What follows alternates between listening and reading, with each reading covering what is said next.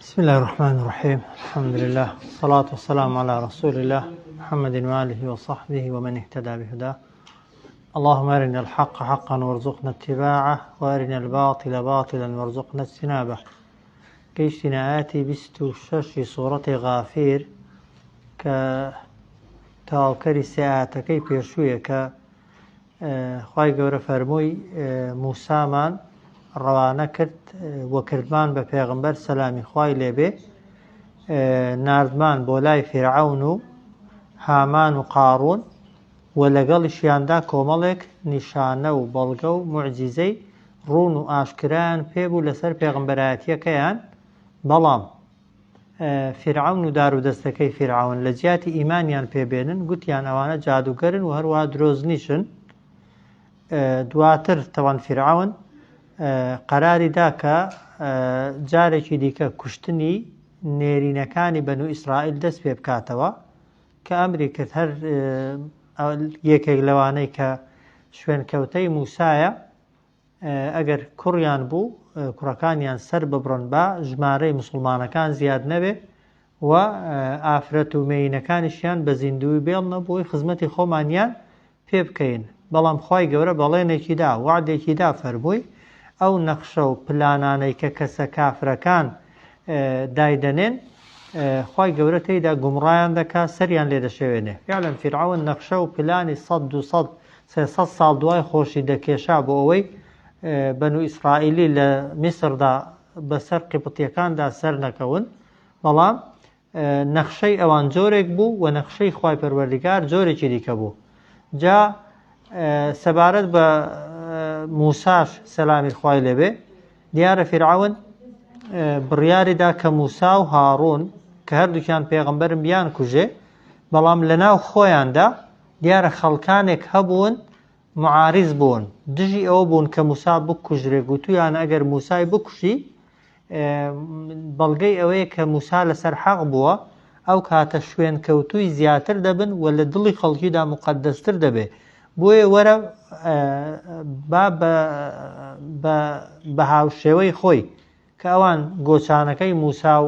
دەستەکەی موسایان بە سێحر دەزانی، پێشنیاریان بۆ فیرعەون کرد وەرە با بە ساحیرەکان ڕوبەڕوویان ببینەوە. ئەگەر ساحیرەکانی ئێمە زاڵ بن و سەرکەون بەسەر موسا و بەسەر هاڕوندا، هەموو کەس دەزانێت کە ساحیرەکانی ئێمە ڕاستن. خەڵک لە زیاتی بەدوای ئەوان کەوێ بەدوای ساحیر و جادوگەرەکانی مەدەکەوێ. ئەگەر بەدوای ساحیر و جادوگەرەکانیش کەوتن، ساحیر و جادوگەرەکان کۆیلە و عەبد و یان شوێنکەوتەی خۆمانن، ئەو کاتە هیچ مەترسێک لەسەر دەسەڵاتمان دروست نابێت. جا ئاەتەکە بەو شێوە دەفەرمێ وەقالە فیرعەون، وەقالە گوتی فیرعەون ذەڕونی، ذەڕونی یعنی لێم گەڕێن. دیارە خەڵکێک هەبووە معارض بووە، بۆیە دەڵێ وازم لێ بێنن، لێم گەڕێن، ڕێم پێ بدەن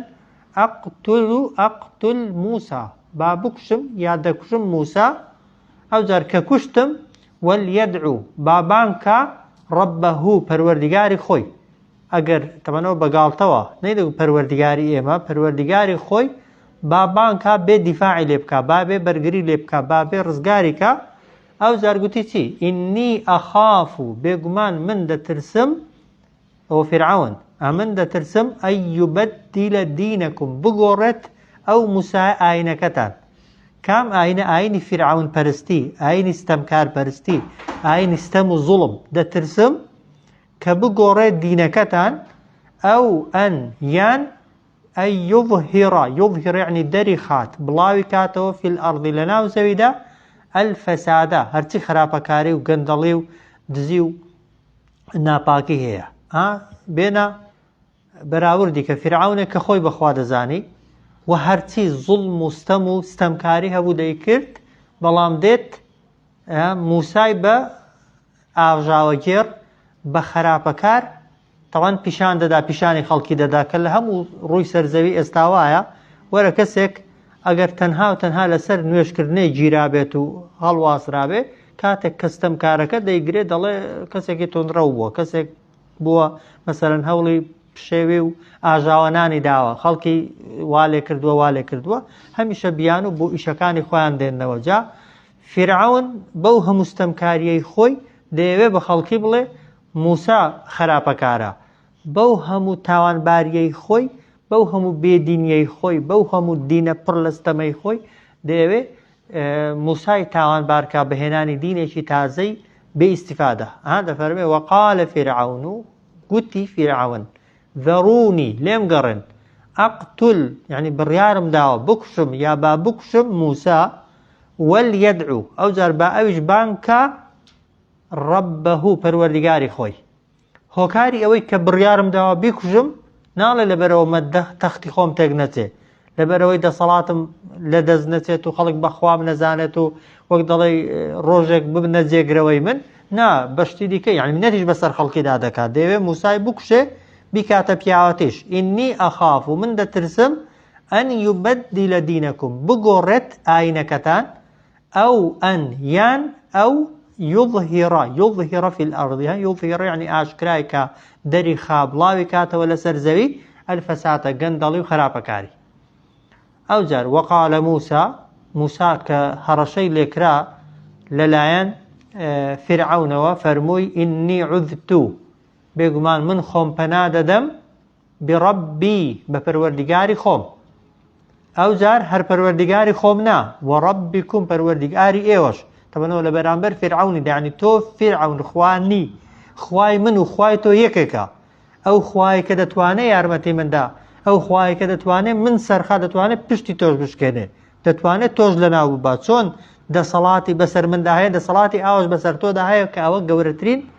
قسە بوو و وەک دەڵێ غیرەت و جورئەت بوو کە نواندی لە بەرامبەر فرعەون و گەورەترین ستەمکاری ئەو کاتی سەرزەوی. وقال موسا فەرمووی ئینی بێگومان من عوذتو خۆم پەنادا یا خۆم پەنادەدەم بڕەبی بە پەروەردگاری خۆم و وەڕەبیکم بە پەروەردگاری ئێوە پەروەردگاری منە کە دەیپەرستم عەبدایەتی بۆ دەکەم گوێڕایەڵمی و پەروەردگاری ئێوەشە بەو معنای کە خالیقی ئێوەیە ڕازقی ئێوەیە ئێوە لەژێر دەسەڵات و کۆنتڕۆڵی ئەو خوایەدانە. ئەو جار لەچی خۆم دەپارێزم من كل متكبر لە هەموو ئەوانەی کە خۆ بە زۆر دەزانن خۆیان بە گەورە دەزانن ئەو جار لا يؤمن باوەڕیش ناهێنن بيوم الحساب بە ڕۆژی لێپرسینەوە کە بەبێ گومان ئینسان ئەگەر تەکەبوری هەبوو حەق نابینێ ئیعتراف بە حەق ناکە و هەمیشە خۆی پێڕاستە ئەگەر ناڕاستیش بێ تەکەبور بەشێکی ئەوەیە بەطر الحەق ڕاستی بزانی و دایپۆشی کە فرعەون چاکسار دەیزانی موسا پێغەمبەرە یەقینی هەبوو چونکە خوای گەورە لە شوێستەی قەنەتها ئەنفوسهم لە دڵەوەی یەقینی هەبوو دەیزانی موسا پێغەمبەرە چونکە ئەوەی موسا کردی طبعا سحر نەبوو و هەموو ساحیرەکانی فرعەونیشی بە چۆک داهێنان ئەو جار ساحیرەکانی فرعەون نەک بە چۆک داهاتن هەمووان ئیمانشیان بە موسا هێنا لەبەر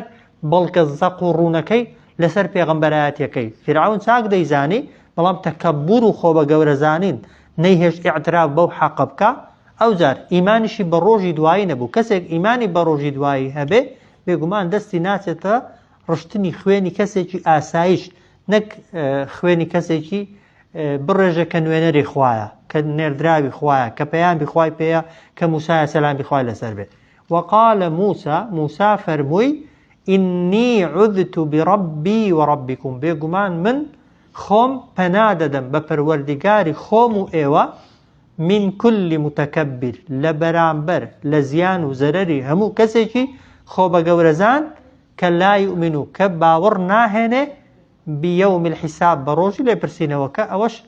معلومە ئێمە هەر کاتێک تووشی تنگانە و تووشی ناڕەحاتی بووین لەلایەن هەر دژمنێکەوە دژمنەکە دیار بێت یا نادیار بێت چاکترین کەسێک کە بتوانێت ئێمە پەنادا بریتە لە خوای پەروەردگار تەنها خوای پەروەردگار دەتوانێت پارێزبەندی تەواو بدا بە عەبدەکانی تۆ ئەگەر تەوەکولت بەخوا بوو پشتت بەخوا بەست و خۆت تەسلیمی خوا کرد بەڕاستی بەیەقینەوە فعلا ئەوەی موسا سەلامی خوای لەسەر بێ یەقینی 100% لەگەڵ بوو دڵنیا بوو لەوەی ئەگەر خۆی بداتە دەستی خوا دەیپارێزێت دەنا خۆ فرعەون ئەو کاتە خۆی بەخوا دەزانی دەیگوت ئەنە ڕەبکم الئەعلا ئەمن خوای هەرە گەورەتانم بە هەزاران هەر باسی ساحیرەکانی دەکەن ساحیرەکانی هەزاران بوون ئەی جوندی و سەربازەکانی دەبێت چەند بوو بن موسا خۆی و هاڕون بە ئاشکرا بەرگریان کردووە و دیفاعیان کردووە بە هەموو پێوەرێکی عەقڵی موسا یعنی فیرعون دەیتوانی نەک موسایەک بەنو ئیسرائیلەکان هەمووان سەرەوە بن کە ئەو کاتە بەڵام موسا قەناعەت و تەوەکولی بەخوایە فعلەن تەوەکول و قەناعەتەکەشی دواتر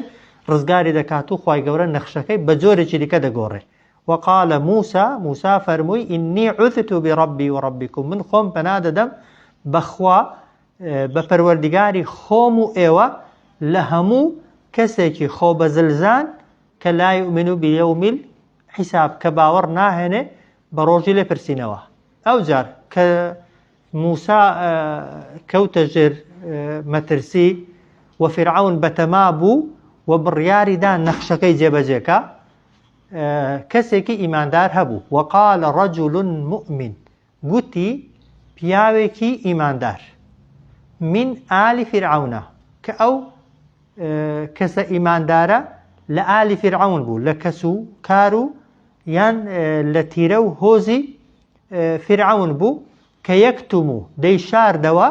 یا شارد بوویەوە تا ئەو کاتیش ئیمانە و باوەڕی خۆی. گوتی چی؟ کەزانی موسا مەترسی کوشتنی لەسرە کەزانی فیرعون بەتەمایە نەخشەکەی خۆی جێبەجێکە ئەو کەسە ئیماندارە جا هەندێک دەڵێن خزم و کەسوکاری نزیکی فیرعونی بووە هەندێکیش دەڵێن هەر وەک دەڵێت جوندی و بەردەستەی فیرعونی بووە بەڵام بەنو ئیسرائیلی بووە بەڵام بەدزی بۆتە ئیماندار هەر کامێکیان بێ هات بەڵام ئیمانی خۆی ئێستاژ ئاشکرا نەکرد. ئەو کەسە بە سڕی ئیماندارە بەڵام ویستی بە ناڕاستەوخۆیی تەبەن ئەگەر گوتپای ئەمنیش ئیمانم بە موسای هێناوە و وەک دەڵێ بۆتان یە بکوژن و ئەوە ئەمنیش لە بەرەوی دامە بێگومان ئەو کاتە بەبێ سێود و تەبەنەویشیان دەبردا ڕێزی موسای و هەڕەشەی کوشتن لەویش دەکرا. بەڵام ئەو بە ناڕاستەوخۆی فەرمووی ئەتەقتولونە ڕەجولن ئایا ئێوە بەتەمان پیاوێک بکوژن ناڵێ موسا بکوژن. مفەسرین دەفەرمون بۆ نەیگوت بەتەمان موسای بکوژن بۆی فیرعون وا بزانە کە نایناسێ بۆی چاتر گوێی لێ بگرێ. ئەتەقتولونە ڕەجولن ئایا دەکوژن کەسێک ئەی یەقولە هەر لەبەر ئەوەندەی دەڵێ ڕەبی ئەڵڵا پەروەردگاری من ناوی ئەڵڵایە هەر لەبەر ئەوەندەی ئەوە ئەگەر جەریمەش بێ بە ئەوەی وی بە عەقڵی فیرعون و دار و دەستەکەی فیرعون قسەی دەکرد جەریمەکە بەشی ئەوەی ناکە بیکوژی. ئەو جار وەقەد جاءەکوم بێگومان هێناویەتی بۆتە ناڵێ هێناویەتی بۆمان. دیسان ئەگەر گوتبای هێناویەتی بۆمان یعنی ئیشارەت بوو بۆەوەی کە من موسڵمان و ئیمانم پێ هێناوە دەفەرمێ وەقەد جاءەکوم بێگومان هێناویەتی بۆتان بالبەیینات چەندان بەڵگە و نیشانە تەمان بەڵگە و نیشانە گەورەکانی دار عەساکە و دەستەکەی بۆ دەنا هەژنۆدە موعجیزەی گەورەی لەسەر دەستی وەک دەڵێ عرض کراون و پیشانی فیرعون و دار و دەستەکەی فیرعون دراون کە هەمویان بەڵگەی پێغەمبەرایەتی موسا بوون. وەقەد جاءەکم بێگومان هێناویەتی بۆتان بالبەیینات چەندان بەڵگە و نیشانەی ئاشکرا من ڕەبیکم لەلایەن پەروەردگارتان. ئەو جار هەر بەردەوامە لەسەر نسحەتکردنەکەی و ئین یەک و پێی دەڵێ ئەگەر بێت و ئەو پیاوە کاذیبەن درۆزن بێ فعلەیه لە زەرەری خۆیەتی کەذیب و درۆیەکەی لێی گەڕێ ئەگەر درۆ بکات لەوەی کە نوێنەری خوایە و وەک دەڵێ پێغەمبەری خوایە و بەناوی خواوە قسەی هەڵبەست بێت و بوختانی هەڵبەست بێ هەر ئەوەندەی بەسە کە خوا بۆ خۆی سزای دەدا. و ئین یەک و کاذیبەن ئەگەر ئەو کەسە درۆزن بێ فعلەیه لەسەریەتی کەذیب و درۆیەکەی خۆی لە زەرەری خۆیەتی. طبعا ئەو قسەی دوو معنایە ئەو پیاوە ئیماندارە لە دڵی خۆیدا مەبەستی فیرعون بوو فیرعونی بە درۆ دەزانی بەڵام موسا لە زیهنی فیرعونیدا موسا درۆزن بوو بۆیە دەڵ و ئین یەک و کاذیبەن ئەگەر ئەو درۆزن بێ وەکو ئێوە دەڵێن فعلەیه لە زەرەری خۆیەتی درۆیەکەی. ئەدی و ئین یەک و صادقەن ئەگەر هات و ئەو کەسە ڕاستیشی کرد ڕاستی کرد پێغەمبەر بوو نوێنەری خوا بوو ئەو هەڕەشە و سزانەی باسی دەکا حەق بوون یوصیبکم توشتان دەبێ ناڵێ توشمان دەبێ توشتان دەبێ بەعض الذی هێندێک لەوەی ناڵێ هەمووی چونکە دەیزانی خۆ ئەوەی موسا گوتوێتی هەمووی دێتە جێ وازەحە بەس بۆ ئەوی گومانی لێ نەکەن فەرمووی یوصیبکم توشتان دەبێ بەعض الذی هێندێک لەوەی کە یەعیدکم ئێوەی پێدەترسێنێت و هەڕەشەی پێ لە ئێوە دەکە. ئەو جار هەر پیاوە چاکە کە دەڵێ ئین الله بێگومان خوای گەورە کە دیارە فرعونیش دەیزانی خوایەکەی ناوی ئەڵڵایە بۆیە بە دار و دەستەکەی دەیگوت پەیژەیەک یان باڵەخانەیەکم بۆ دروستکەن با بچمە سەری لەوێ لە ئاسمانەکان شەڕ لەگەڵ خواکەی موسایدا بکەم بۆیە دەڵێ ئین الله بێگومان خوا لا يهدي ڕێنمونی ناکە من هو ئەو کەسەی کە مسرف بێ یعنی زیادە ڕەوی کار بێ لە تاوانکردن و لە خراپەکردندا ئەویش دیسان فرعون وەی دەزانی لەگەڵ موسایەتی بەڵام ئەو لە دڵی خۆیدا لەگەڵ فرعونی بوو ئەوجا کەذاب ئەوەشی کە زۆر درۆزن بێ ئەوان بە موسایان دەگوت درۆزن ئەو قسانەی بەکار دەهێنا بۆی سەر لە فرعون و دار و دەستەکەی فرعون پشێوێنێت فرعون و دار و دەستەکەی نەزانن ئەویش ئیماندارە من هو مسرف کەذاب خوای گەورە ڕێنمونی ناکە ئەوانەی کە زیادە ڕەوی کار و زۆر درۆزنن جا ئەگەر بگوترێت دەکرێت ئینسان بەدزی ببێتە ئیماندار بێگومان ئیمان پەیوەندی بەینی خۆت و خوایە ئیمان بەڵام شوێنەواری ئیمان دیارن زۆر ئاساییە ئینسان بەینی خۆی و خوای لە ناخەوە ئیمانی بە هەموو ئەو شتانە هەبێت کە خوا فەرموویەتی یا پێغەمبەر عەلەیهی سەڵات وەسەلام هێناویەتی بەڵام ئیعترافیش نەکا لەبەر بارودۆخ و زروفێک کە لە زۆر کات و سەردەمدا پێویست بووە بەڵام لەو حاڵەتانەشدا کە ئاشکراکردنی ئیمانەکەت بەس ئاشکراکردنەکەی نهێنیە بەس ئاشکرای ناکەی دەنا ئیمانەکەت هەیە بۆ شوێنەواری ئیمانەکەش ئەو پیاوە بەڵێ لەکن کەس نەیگوتوە ئیماندارم بەڵام بەقەدەر سەدان ئیماندار جورئەت و غیرەت و وەک دەڵێ ئیمانەکە پاڵی پێوە ناوە بێت لە بەرامبەر فرعوندا بوەستێت وەک گەورەترین ئامۆژگاری و وەک دەڵێ پەیامی خۆشی بەگوێی فرعون و دار و دەستەکەی فرعوندا بدا ئەگەر پاڵنەرەکەی ئیمان نەبایە و ئیمانی تەواوی نەبایە بێگومان کەس بە پاڵنەری دیکە ناتوانێت ئەو جورئەت و ئەو غیرەتە بەخۆی بدا ئەوە لە طبعا نمونەی لە سەردەمی پێغەمبەری خۆشماندا طبعا نمونەی لەو شێوەمان هەنە و ڕێگە دراوە لە حاڵەتێکدا کە پێویست بێت و زەڕور بێ ئینسان ئیمانداریش بێت بەڵام ئیمانەکەی خۆی بشارێتەوە جەنگی ئەحزاب هەمومان بیستمانەوەی پێ دەوترێت جەنگی خەندەق کە گەورەترین مەترسی بووە لەسەر مەدینەی کە جەنگی ئەحزاب خۆن قوڕەیشەکان بەرەبابی غەتەفان و هەروەها یەهودیەکان بە بەنو قوڕەیضە و بەنو نەظیرەوە پەیمانیان بەس بوو کە بێن طبعا بەسەر مەدینەی دادن فعلەنیش طبعا دەورەی مەدینەیان تۆخ کرد بوو و لەگەڵ منافقەکانی دەوری پێغەمبەریش ڕێک کەوت بوون صلی الله عليه وسلم کە ئەوان لە ناو مەدینەیدا پەشێوی و وەک دەڵێ ئیدعایە و درۆ دەلەسە بڵاوکەنەوە معنەویاتی مسلمانان بڕوخێنن ئەوانیش چوار دەورەی مسلمانان بگرن و پێغەمبەر و صلی الله عليه وسلم ئەوەی لەگەڵ پێغەمبەر ئیمانیان هێناوە بە تەواوی ئیبادەیان کەن لەو کاتەدا طبعا پیاوێک ئیمانی هێناوە و دێتە لای پێغەمبەر صلی الله عليه وسلم دەڵێ ئەی پێغەمبەری خوا ئەمن لە دڵەوە ئیمانم بە تۆ هێناوە و دەزانم پەیامەکەت ڕاستە بەڵام تا ئێستا کەس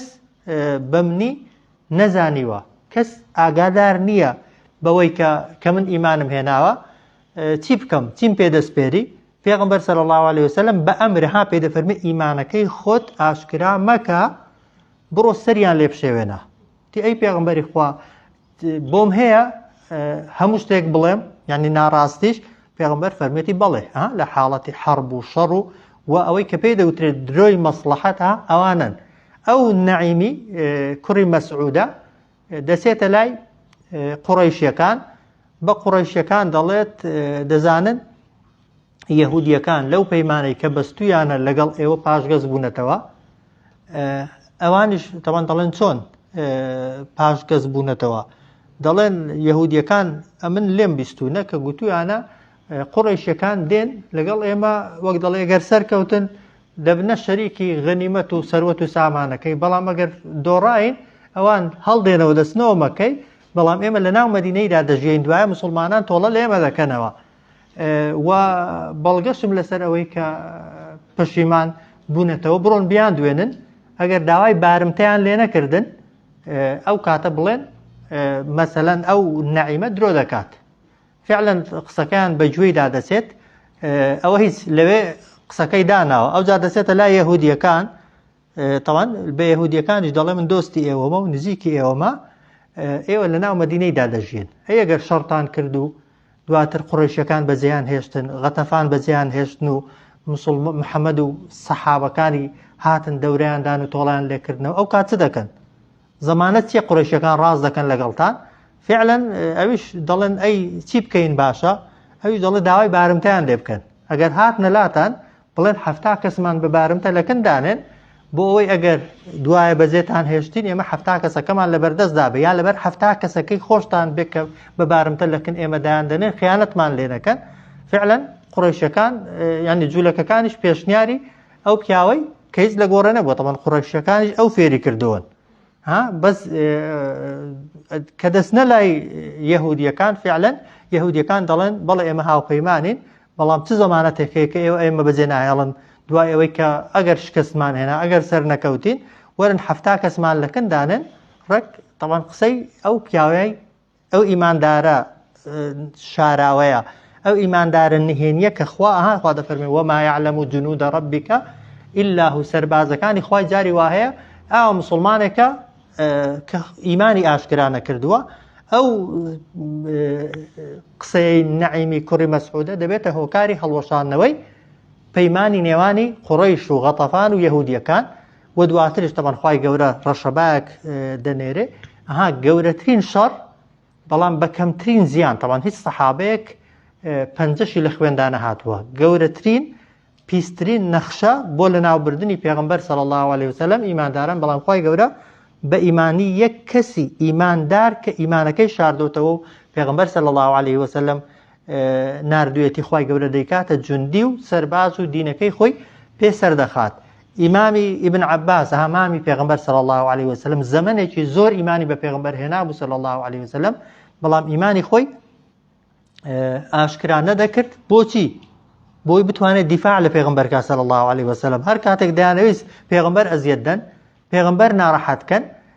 پێغەمبەر تعزیب دەن و سزادەن، ئەو پیاوە تەبان دەچوو عێلاقەتان چییە؟ وەشیان دەزانی وەکو ئەوان بتپەرستە، ڕێگای لێ دەگرتن، هەڕەشەی لێ دەگرتن، بە شاردنەوەی ئیمانەکەی خۆی توانی زەمانێکی زۆر بەرگری و دیفاع لە پێغەمبەرکە صلی الله علیه وسلم. جا ئەو ئاەتە دەفەرمێ وقال رجل مؤمن من آل فرعون، دیارە لە سەردەمی پێغەمبەری ئێمەش صلی الله علیه وسلم جارێک پێغەمبەر صلی الله علیه وسلم نوێژی دەکرد لە کەعبەی، عوقبەی کوڕی ئەبی محیط هەبووە، طبعا یەک لە بتپەرستە زۆر خراپەکارەکان، چووە ئەو حەبای کە بەسەر شانی پێغەمبەرەوە بۆ صلی الله علیه وسلم لە بنی پێغەمبەری تۆند کردووە خەریک بۆ بیخیمکێنێ. ئیمامی ئەبوو بەکر طبعا دەیگاتێ زۆر بە توندی، طبعا ئەو عوقبەیە کە ئەو کاتە زۆر دەسەڵاتدار بوون ئەوان لە پێغەمبەری دوور دەخاتەوە، ئەوجار هەمان قسە دەفەرمێ ئەتەقتولون رجلا أن يقول ربي الله وقد جاءكم بالبينات من ربكم. کەسێک دەکوژی، پیاوێک دەکوژی هەر لەبەرەوەی دەڵێ الله پەروەردیگارمە، لە کاتێکدا معجزە و بەڵگە و نیشانەشی بۆ هێناون. جا ئیمامی ئەبوو بەکر دەبێتە پارێزەری پێغەمبەری خوا صلی الله علیه وسلم، و هەمان ئەو قسەیە دووبارە دەکاتەوە کە کاتی خۆی ئەو پیاوە ئیماندارە بۆ دیفاعکردن لە موسا سەلامی خوای لەسەر بێ ئەوەی کردو. بۆیە شاردنەوەی ئیمان لە حاڵەتێکدا کە پێویست بێت شتێکی ئاسایی و ڕێگە پێدراوە، و زۆر جار ئەو کەسانە چاتر دەتوانن بەرگری و دیفاع لە مسلمانان بکەن. ئەوە سوورەتی یاسینی تەمان هەمان نمونەمان هەیە. وقال رجل مؤمن من آل فرعون، گوتی پیاوێکی ئیماندار من آل فرعون لە دار و دەستەی فرعون کە یەکتوم ئیمانەه کە دەیشاردەوە یا شاردبوویەوە باوەڕەکەی خۆی، فەرمووی چی؟ ئەتەقتولون رجلا، ئایا ئێوە دەکوژن پیاوێک ئەی یەقولە لەبەر ئەوەی کە دەڵێ ڕەبی الله، پەروەردیگاری من ئەڵڵایە، وقد جاءكم بێگومان هاتووە بۆ ئێوە، هێناویەتی بۆ ئێوە، بالبەیینات بە چەندان بەڵگە و نیشانەی ڕوون و ئاشکرا، من ربكم لەلایەن پەروەردیگارتان. وئن یەکو کاذبا، ئەگەر ئەو کەسە درۆزن بوو لێگەڕن، فعليه لە زەرەری خۆیەتی کەذبوه درۆیەکەی خۆی، وئن یەکو صادقا، و ئەگەر ئەو کەسە ڕاست گۆش بوو، یصبکم توشتان دەبێت بعض الذي هندق لوي يعيدكم كأوي بيدا ترسينتو هرشي بي أولي أودكا إن الله بيقمان خوا لا يهدي رنمونيناك من هو أو كسيك مسرف زيادة ربيكارو كذاب زور دروزنا هر بياوة إيمان دارك يا قومي أي قلكم أي قلكم طبعا بوي نسان قماني لنا كنال أي بباورنا أي خرابكارنا أي تاوانبارنا چونك مقامك أوي هالناقري أو ديوه سارديان كاتوا اگر پی گوت با متكبر خوب زلزان كافر بباور طبعا هنديك عنادي وكلا رقي ديقرت بوقسانا خافلاندوني بوقسانا كاتب ببركردون يا قومي أي قلكم لكم الملك اليوم لكم بو ايوه الملك ده صلاة باتشاتي وخاونداريتي لمصر اليوم أمرو أوجر الظاهرين في الأرض ايوه وقدلي هاتو سودكن وباشكرا ده قرين لسر زويدا بەڵام فەمە یەنسوڕنا چێ سەرمان دەخا چێ پشتیوانی ناڵ پشتیوانیتان لێ دەکا فەمە یەنسوڕنا چێ سەرمان دەخا و بەرگریمان لێ دەکا من بەئس الله لە سزا و تۆڵەی خوا ئین جاءنا ئەگەر بۆمان هات ئەوەی موسا باسی دەکا ئەگەر هات ئێمە دەسەڵاتمان هەیە ئێستا لەسەر زەوی بە ئاشکرا دێین و دەچین لەسەر زەویدا ئەگەر سزاکەی خوا هات و توشمان بوو ئەو کات چ بکەین يا قومي أي قالكم لكم الملك لكم بو إيويا الملك ده صلاة خاونداريتي اليوم أمرو طبعا لسر زوي باشا ظاهرين في الأرض إيوه ده صلاة دارو وقدلي يعني باشكرا ده قرن بسر زوي ده فمن ينصرنا چه سر إيما سر دخاتو دفاع لإيما دكا برقري لإيما دكا دمان پارێز ئێمە من بەئس الله لە سزای خوا ئین جاءنا ئەگەر هات بۆمان قال طبعا دیارە قسەکان لەگەڵ فرعونی بوون قال فرعون دەڵێ چی قال فرعون گوتی ما أريكم يعني هیچ پێشنیارێکی دیکەتان بۆ ناکەم هیچ شتێکی دیکە بە چاک نازانم إلا ما أرى تەنها ئەوەی کە بۆم پێشنیار کردن تەنها ئەوەی کە گوتم کە بریتیە لە چی قسەکەوی کوشتنی موسى سلام إخوالي سربه أوجر وما أهديكم ورين منشتان ناكم إلا سبيل الرشاد تنها بو رقاي راز نبه رقاي من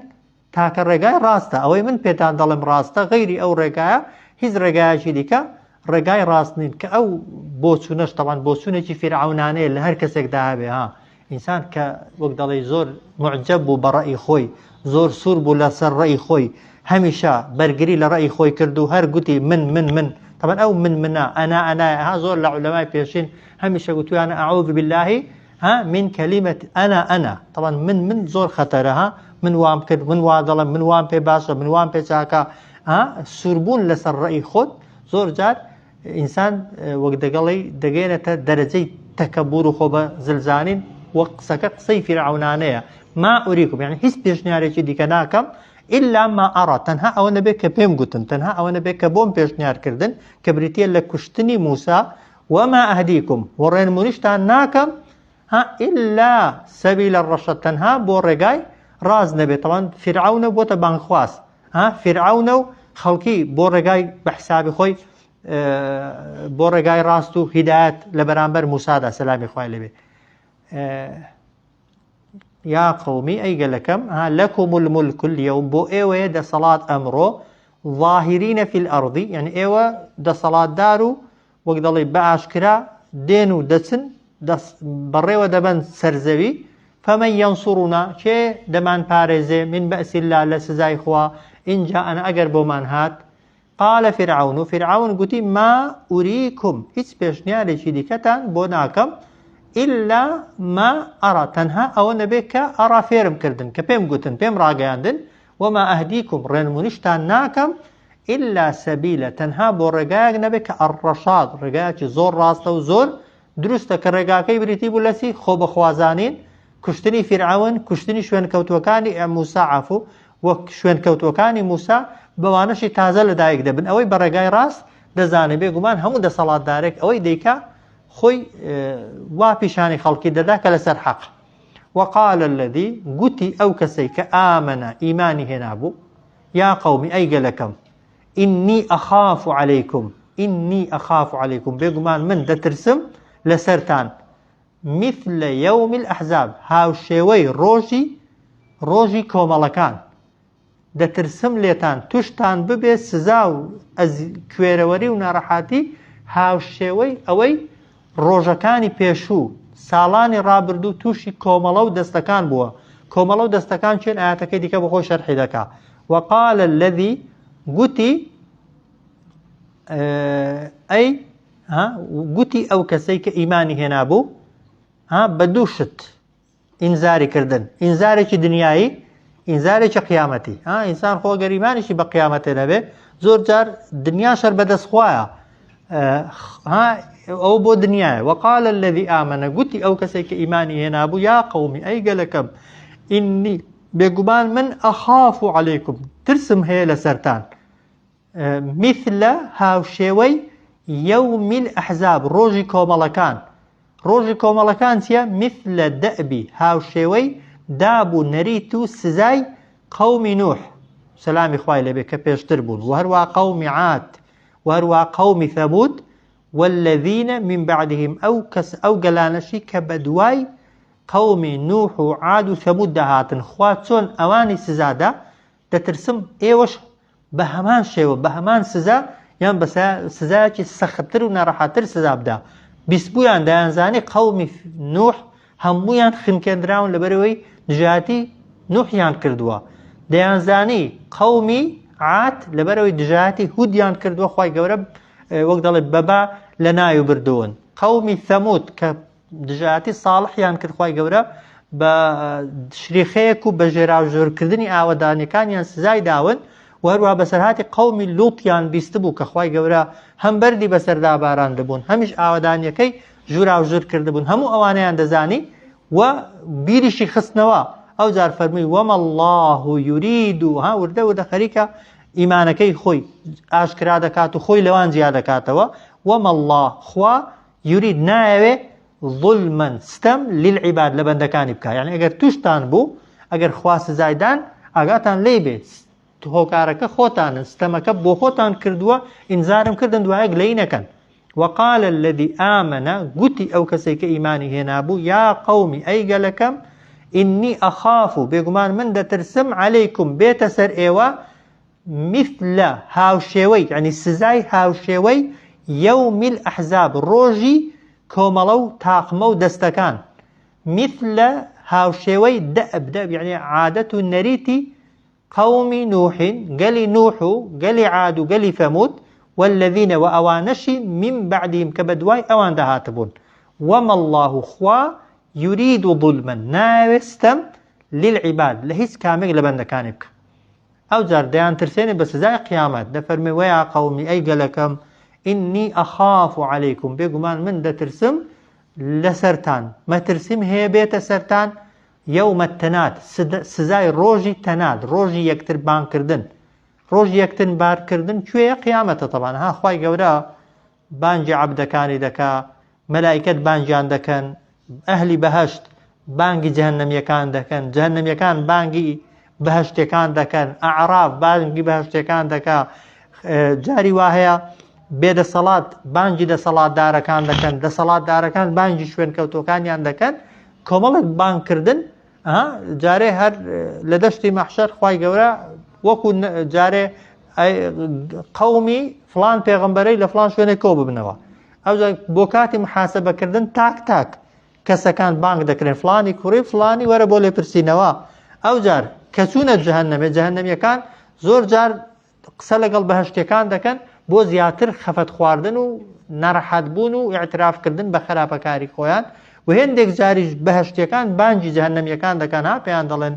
ئەوەی کە خوا وعدی بە ئێمەدا بوو هاتە جێ ئێوەش ئەو بەڵێن و هەڕەشانەتان توش بوو. و ئەعراف ئەوانەی لە بینی بەهەشت و جەهەنەمی ڕادەگرن دیسان بانگ دەکەن. بۆیە قیامەت ڕۆژی یەکتر بانگکردنە. دەفەرمێ یا قەومی ئەی گەلەکەم ئینی ئەخاف و بێگومان دەترسم عەلەیکم بێتە سەرتان سزا یەومە تەنات لە ڕۆژی بانگکردن یەکتر بانگکردن. جا خوا دەفەرمێ یەومە لەو ڕۆژەدا تولونە پشت لە یەکتری دەکەن و مدبرین یەکتری بەجێ دێڵن. ئەو جا خوا دەفەرمێ ما لەکم من الله نییە بۆ ئێوە ئەی خەڵکینە من الله للاين خواوە من عاصم هیچ پارێزەرێک و هیچ کەس نییە لای خوا بتان پارێزێ. ئەو جار خوا دەفەرمێ ومن يضلل الله هەر کەسێکیش خوای گەورە گومڕای کرد و سەری لێ شێوان فما له من هاد نییە بۆ ئەو کەسە هیچ ڕێنمونی کار و ڕێگا پیشاندەرێک. یەومە لەو ڕۆژەدا تولون یعنی ڕووەردەجێڕن مدبرین هەڵدێن لەکوێ ڕووەردەجێڕن لە جەهەنەم نایانەوێت جەهەنەم ببینن لەبەر جەهەنەم هەڵدێن بەڵام چاریان نییە پێیان دەگوترێ مالەکم من الله نییە بۆ ئێوە من الله لەلایەن خواوە من عاصمین هیچ کەس بتان پارێزێ پەناتاندا لەو ئاگرە لەو سزای ڕزگارتان کە ومن يضلل الله هەر کەسێکیش خوا گومڕای کرد و سەری لێ شێوە